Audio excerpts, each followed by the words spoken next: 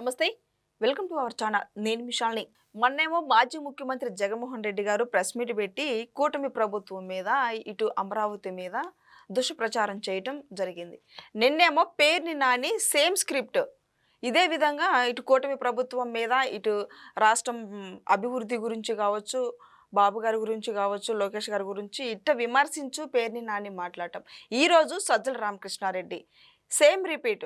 ఈరోజు సజ్జల రామకృష్ణారెడ్డి కూడా ప్రభుత్వం మీద, ఇటు బాబు గారి మీద, లోకేష్ గారి మీద విష ప్రచారం చేస్తూ మాట్లాడుతున్నారు. అసలు నిజంగా వీళ్ళు ఎందుకు ప్రెస్ మీట్లు పెట్టి మాట్లాడుతుంది? ఇలాంటి అంశాలను చర్చించే స్టూడియోలో ఉన్నారు senior journalist doctor Kanakadurga Vadlamani గారు ఉన్నారు. వారిని అడిగే విషయాలను తెలుసుకునే ప్రయత్నం చేద్దాం. నమస్కారం మేడం. నమస్తే అండి. సేమ్ స్క్రిప్ట్ మన జగన్మోహన్ రెడ్డి గారు, నిన్నేమో పేర్ని నాని, ఈ రోజు సజ్జల రామకృష్ణారెడ్డి. ఏంది మేడం వీళ్ళు మాట్లాడేది ఏంది? వీళ్ళ రీతి ఏంది? అసలు ప్రభుత్వం మీద ఎంత అదృష్టం కాదండి వైసీపీ వాళ్ళకి. ఒక స్క్రిప్ట్ 100 మంది మాట్లాడతారు. సో రాసే వాళ్ళకి కూడా పని సులువు కదా. ఒక స్క్రిప్ట్ రాస్తే 100 మందికి జెరాక్స్ వెళ్ళిపోతుంది, పేమెంట్ కూడా తగ్గుతుంది. ఇంత సౌలభ్యం ఎవరికైనా ఉంటుందా? ఎక్కడైనా నాయకుడు అనేవాడు సొంతంగా మాట్లాడాలి. కానీ అదేం అదృష్టమో జగన్మోహన్ రెడ్డికి మాట్లాడడమే రాదు. చూసి చదవడం కూడా తప్పులు తడకలుగా చదువుతాడు. కొన్నిసార్లు ప్రొనౌన్సియేషన్ రాదు.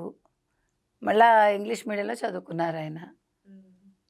అందుకని ఇంగ్లీష్ మీడియంలో చదువుకున్నారు కాబట్టి ఆయనకు చాలా విషయాలు అర్థం కావు తెలుగులో. మీరు అది అర్థం చేసుకోండి. అందుకని ఆయన క్షమిస్తూ ఉండండి అప్పుడప్పుడు. ఇకపోతే పేర్ని నాని గారు అంతే. ఏం చేస్తాడు ఇప్పుడు? ఇంత బియ్యం బొక్కేసినా కూడా ఇంకా నన్ను అరెస్ట్ చేయట్లేదు ఒక ధైర్యంలో ఉన్నాడు, ధీమాలో ఉన్నాడు. ధీమా ఎంతసేపులేండి, ఒకసారి తలుచుకుంటే ప్రభుత్వం ఏముంది కదా, అదేం పెద్ద విషయం కాదు. కాకపోతే ఓకే రోపిస్తున్నారు. ఇక సజ్జల రామకృష్ణారెడ్డి తిన్న విశ్వాసం కదా. నిన్నటి వరకు నీడలా ఉన్నాడు, షాడో ముఖ్యమంత్రి. మరి మాట్లాడతాడుగా, కానీ తెలివి తక్కువగా కూడా మాట్లాడతాడుగా. ఎందుకు తెలివి తక్కువగా అన్నానంటే, జగన్మోహన్ రెడ్డి అమరావతి వేస్ట్ అన్నాడు. అసలు అమరావతిలో పెట్టడం దండగా, మూలిగిపోతుంది, ముంపు ప్రదేశం, ఎవరిని ఇక్కడ కడతారా, ఇన్ని మాట్లాడాడు. వీళ్ళందరూ ఆ మధ్యకాలంలో అమరావతి రాజధానిగా మేము ఒప్పుకుంటున్నామని అన్నారు. మళ్ళీ నిన్న ప్లేట్ ఫిరాయించారు. అయితే ఇవాళ Sajjala Ramakrishna Reddy first press meet మొదలుపెట్టినప్పుడు జగన్మోహన్ రెడ్డి ఒప్పుకున్నాడు. అప్పట్లోనే జగన్మోహన్ రెడ్డికి తెలుసు. అందుకే ఆయన వెంటనే తాడేపల్లిలో ఇల్లు కట్టుకున్నాడు, తర్వాత కార్యాలయం కట్టుకున్నాడు, పార్టీ ఆఫీస్ కట్టాడు అంటూ చెప్పుకొచ్చాడు. అంటే జగన్మోహన్ రెడ్డి వ్యతిరేకి కాదు అమరావతికి అని ఇవాళ చెప్తూనే మళ్ళా మర్చిపోయాడు ఆయన. ప్రెస్ మీట్ ఎందుకు పెట్టాడో మర్చిపోయి జగన్మోహన్ రెడ్డి చెప్పినట్టుగానే మళ్ళీ ఆ మాటలు మాట్లాడాడు. సో తన్ని తాను కాంట్రడిక్ట్ చేసుకున్నాడు ఇవాళ ఎవరు? సజ్జల రామకృష్ణారెడ్డి. నిన్న జగన్మోహన్ రెడ్డి మాట్లాడినా, ఇవాళ సజ్జల మాట్లాడినా ఏమీ లేదు. అమరావతి రాజధానిగా పనికిరాదు, అమరావతికి ఇన్ని వేల ఎకరాలు అవసరమా, అమరావతి రైతుల గురించి పట్టించుకోవట్లేదు ఎవరు? కూటమి ప్రభుత్వం. అసలు మీరు అమరావతి రైతుల గురించి మాట్లాడటం ఏంటి? సిగ్గుతో తలదించుకోవాలిగా. మహిళా రైతులను కూడా చూడకుండా వాళ్ళ మీద లాఠీ చార్జీ చేయించి, వాళ్ళ గుండెల మీద తొక్కించి కొట్టించి వాళ్ళని ఎంత అసహ్యంగా బిహేవ్ చేశారు మీరు. ఇవాళ వాళ్ళు మర్చిపోతారా? మీరు మాట్లాడటం ఏంటి? అదేవిధంగా చాలా అంశాలు ఇలాగే పనికిమాలిన విషయాలు. ఆయన పీపీపీ మోడల్ మెడికల్ కాలేజెస్ తీసుకొస్తాడు, పెట్టుబడుల గురించి తీసుకొస్తాడు. 25.3% ఎక్కడొస్తున్నాయి పెట్టుబడులు అంటాడు. నా హయాంలో పెట్టుబడులు అంటాడు. నీ హయాంలో ఏం పెట్టుబడులో చెప్పు. నీ హయాంలో ఏ కంపెనీలు వెనక్కి వెళ్ళిపోయాయో మేము చెప్తాం. నువ్వు ఎలా దొంగ కంపెనీలు తెచ్చుకున్నావు కూడా మేము చెప్తాం. భారతీ సిమెంట్కి మీరు రఘురామ్ సిమెంట్ని ఎలా భారతీ సిమెంట్గా మార్చుకున్నారో, 752 ఎకరాలు ఎలాగ లీజుని మీరు కంటిన్యూ చేశారో, అంటే ఒక ముఖ్యమంత్రిగా ఉండి మీరు సిగ్గు లేకుండా మీ భార్య కంపెనీకి 752 ఎకరాలు 50 ఏళ్ళకి లీజుకి ఇచ్చుకున్నారు. అది తప్పే కదా. మరి అవి మాట్లాడండి. ఇవాళ కంపెనీలు మూయించేస్తున్నాడు చంద్రబాబు నాయుడు. అందులో భారతీ సిమెంట్ ఉంది, అందులో ఇంకోటి ఏంటి రామేశ్వరరావు కంపెనీ ఉంది, అయితే మరో కంపెనీ ఉంది అని 4 కంపెనీల పేర్లు ఏవో చెప్పాడు. అదేంటి విజయసాయిరెడ్డి అల్లుడు శరత్ చంద్రారెడ్డిది అరబిందో గురించి మాట్లాడాడు. సో మీరు ఒక్కసారి వెనక్కి వెళ్ళి చూసుకోండి జగన్మోహన్ రెడ్డి.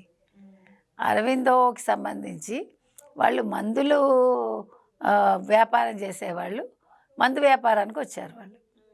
మీ దయ వల్ల కల్తీ లిక్కర్ తయారు చేసి అమ్మి ఇవాళ ఆయన పేరు కూడా ఉంది కదా, ఢిల్లీ లిక్కర్ స్కామ్లో శరత్చంద్రారెడ్డి పేరు ఉంది కదా కవితతో పాటు.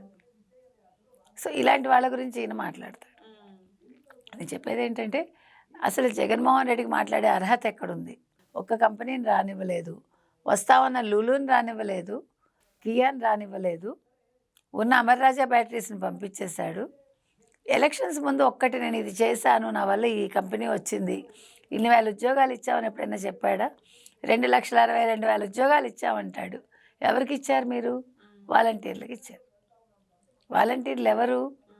నీకు కావాల్సిన వాళ్ళు, నీ ఏమంటారు, మీ కార్యకర్తలు ఉండొచ్చు, లేకపోతే వైసీపీ సానుభూతి పరులు. ఇవాళ వాళ్ళందరూ ఏం మాట్లాడటలేదు, మీరు గమనించండి. ఎందుకంటే వాస్తవాలు వాళ్ళకి అర్థమయ్యాయి.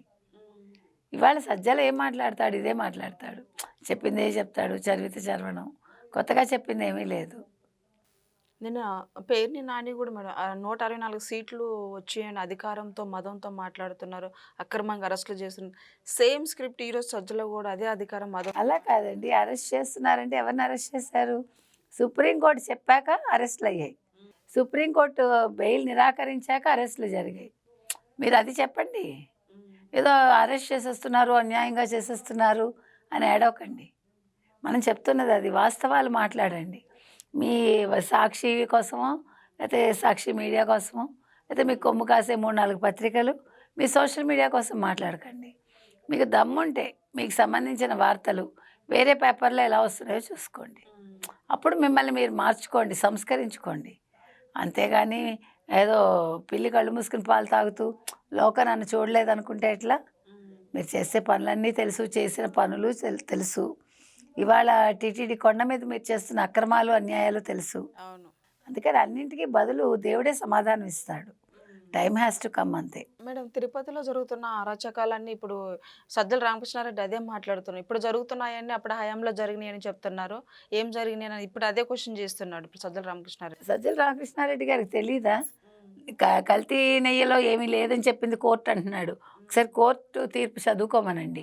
పరకామణి మీ జగన్మోహన్ రెడ్డి చెప్పాడు, చిన్న చోరీ, అదేదో గుడి, అదేదో లడ్డు, 9 నోట్లు 72,000, 14 కోట్లు వెనక్కి ఇచ్చారని. ఎవడైనా 72,000 తింటే 14 కోట్లు వెనక్కి ఇస్తాడా? ఎవడైనా 2 చెవుల మధ్య తలకాయ ఉన్నవాడు ఎవడైనా పనిచేస్తాడా? అది అడగండి మీరు ఎవరు సజ్జల్ని. ఏం మాట్లాడుతున్నాడు? ఇవాళ జరిగినవన్నీ మీరు చేసినవి, ఇప్పుడు జరుగుతున్నవి మీరు చేయిస్తున్నవి. ఇవాళ మద్యం బాటిల్స్ దొరికాయంటే సాక్షి రిపోర్ట్ వెళ్ళి అక్కడ పడేశాడు. కాబట్టి నేను చెప్పేది ఏంటంటే ఇవాళ సాక్షి వాళ్ళ మీద ఒక కన్ను వేసి ఉంచండి, సాక్షి మీడియా మీద. అందుకని వాళ్ళని నమ్మద్దు. వాళ్ళు ఏంటంటే వాళ్ళు ఉప్పు తిన్న విశ్వాసానికి విశ్వాసం చూపించుకుంటున్నారు వాళ్ళ కంపెనీకి. వాళ్ళని కూడా తప్పు పట్టక్కర్లా. ఆ విధంగా చేయకుండా కంట్రోల్ చేస్తే బాగుంటుంది. కల్తీ నెయ్యికి సంబంధించి మేడం విజయ్ భాస్కర్ రెడ్డి అని ఇప్పుడు తనే దీంట్లో కీలక పాత్ర అని వస్తుంది. మరి ఇది ఎంతవరకు వాస్తవం అంటారు మేడం? ఉందే పేరు వచ్చిందండి, మనకి తెలియదు, కానీ రెడ్డినే వచ్చిందిగా పేరు.